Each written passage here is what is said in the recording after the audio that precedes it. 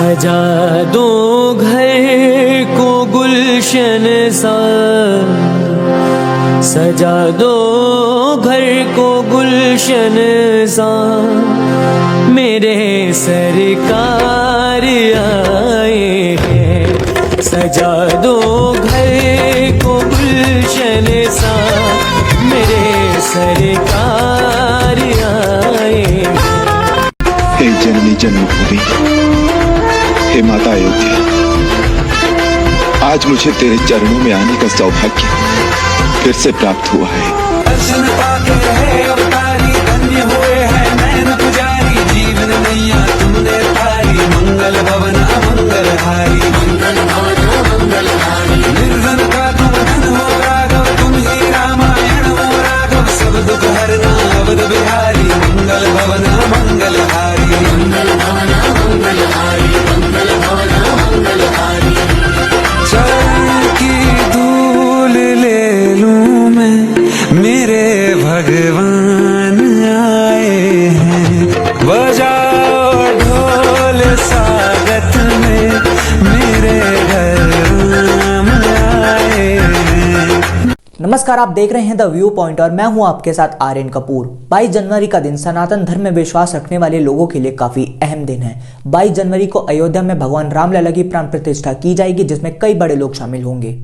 इस कार्यक्रम में शामिल होने के लिए राम जन्मभूमि ट्रस्ट की ओर से न्योते भेजे जा रहे हैं, लेकिन इन न्योतों पर भी सियासत तेज है। दरअसल सत्ता पक्ष और विपक्ष के नेता न्योतों को लेकर एक दूसरे पर तीखा टिप्पणी कर रहे हैं, लेकिन इन सब के बीच ये साफ हो गया कि सोनिया गांधी, मल्लिकार्जुन खड़गे, अधीर रंजन चौधरी जैसे कांग्रेस के बड़े नेता इस कार्यक्रम में शामिल नहीं होंगे। सिर्फ कांग्रेस ही नहीं बल्कि इंडिया गठबंधन के तमाम नेता 22 तारीख को होने वाली प्राण प्रतिष्ठा को लेकर बयानबाजी कर रहे हैं और इसे भाजपा का राजनीतिक कार्यक्रम बता रहे हैं। सपा प्रमुख अखिलेश यादव अभी कुछ दिनों पहले तक यह कह रहे थे कि अगर उन्हें इस कार्यक्रम में शामिल होने का न्योता मिलता है तो वे इस पर विचार जरूर करेंगे, लेकिन अब उन्होंने भी इस कार्यक्रम से किनारा कर लिया है। अब इस बीच सवाल ये खड़ा होता है कि इंडिया गठबंधन के लोग राम मंदिर की प्राण प्रतिष्ठा का विरोध क्या केवल भाजपा का विरोध करने के लिए कर रहे हैं या मुस्लिम तुष्टीकरण की राजनीति साधने के लिए। ये बात इसलिए उठ रही है क्योंकि इंडिया गठबंधन से जुड़ी पार्टियों के नेता आए दिन सनातन धर्म को लेकर विवादित बयान देते हैं। सपा नेता स्वामी प्रसाद मौर्य सनातन धर्म को भ्रम और रामचरितमानस पर बैन लगाने की बात कर चुके हैं। वहीं तमिलनाडु के मुख्यमंत्री के बेटे उदयनिधि स्टालिन सनातन धर्म को खत्म करने की बात कह चुके हैं। इसके अलावा कांग्रेस अध्यक्ष मल्लिकार्जुन खड़गे के बेटे प्रियंक खड़गे भी सनातन धर्म को लेकर विवादित बयान दे चुके हैं।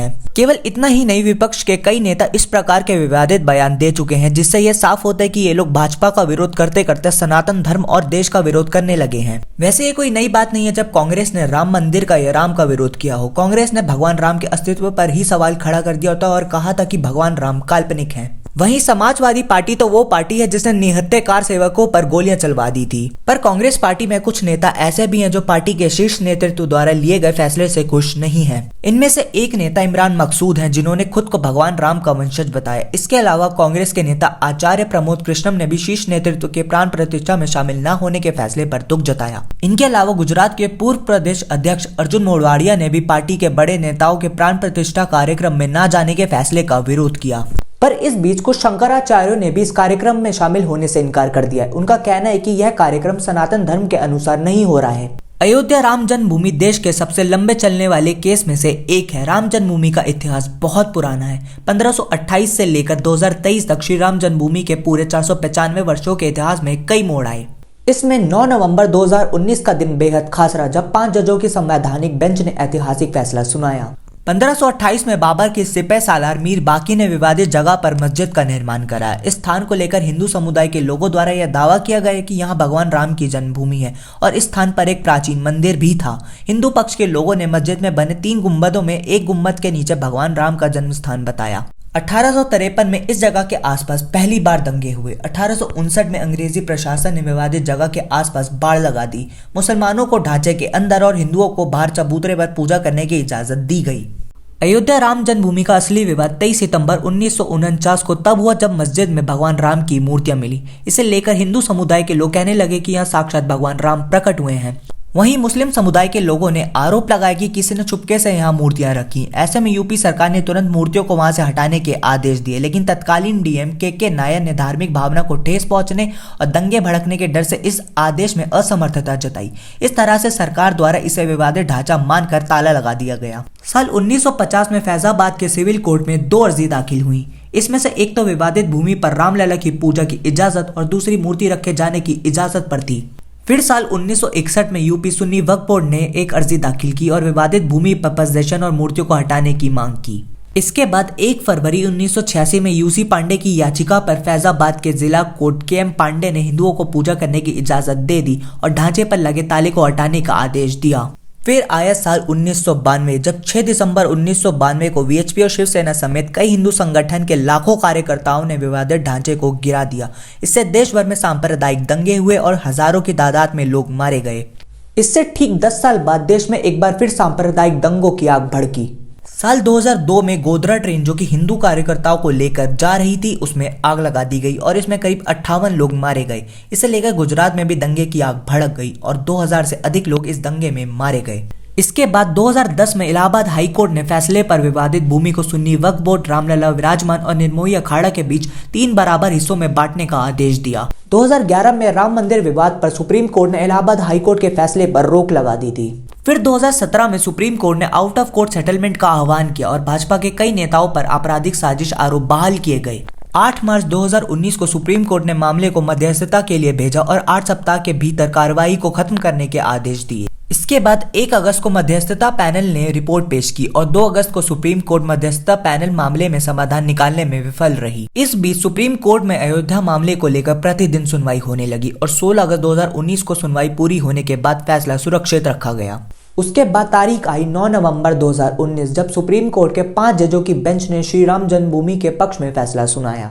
वहीं 2.77 एकड़ विवादित भूमि हिंदू पक्ष को मिली और मस्जिद के लिए अलग से 5 एकड़ जमीन मुस्लिम पक्ष को मुहैया कराने का आदेश दिया गया। 25 मार्च 2020 को पूरे 28 साल बाद रामलला टेंट से निकलकर फाइबर मंदिर में शिफ्ट हुए और इसके बाद 5 अगस्त को भूमि पूजन किया गया। अब एक बार फिर से श्री राम जन्मभूमि अयोध्या में रामलला का भव्य मंदिर बनकर तैयार हो चुका है। 22 जनवरी 2024 को रामलला के भव्य मंदिर का अभिषेक होगा और रामलला की पूजा आराधना की जाएगी। यह सनातन प्रेमियों के लिए भक्ति, खुशी और उत्साह का पल होगा। 22 जनवरी को राम मंदिर के अभिषेक व प्राण प्रतिष्ठा के बाद 24 जनवरी को प्रधानमंत्री नरेंद्र मोदी द्वारा मंदिर का उद्घाटन किया जाएगा। फिर सभी भक्तगण मंदिर में रामलला के दर्शन कर पाएंगे। लेकिन इस पर राजनीति खत्म होने का नाम नहीं ले रही। AIMIM प्रमुख असदुद्दीन ओवैसी खुले मन से कह चुके कि हमारी मस्जिदों को शहीद किया जा रहा है। साथ ही ओवैसी ने यह भी कहा कि जाओ मुस्लिम युवकों, मस्जिदों को आबाद रखो। इसके अलावा एनसीपी के नेता जितेंद्र आवाड भगवान राम को मांसाहारी बता चुके हैं। ऐसे में भड़काऊ भाषण और विवादित बयान इन नेताओं की सनातन विरोधी सोच और सेक्युलर राजनीति को साफ तौर पर दर्शा रहे हैं। फिलहाल इस वीडियो में इतना ही। अगर आपको ये वीडियो पसंद आई तो इस वीडियो को लाइक करें, शेयर करें और हमारे चैनल द व्यू पॉइंट को सब्सक्राइब जरूर करें। जय श्री राम। 7 जन्मों के दुख कट जाएंगे, आज सर झुके तट मुस्काएंगे, मोर नाचेंगे, पपी है आज गाएंगे, आज 10 ये दिशाएं जैसे शगुन मनाए राम आएंगे।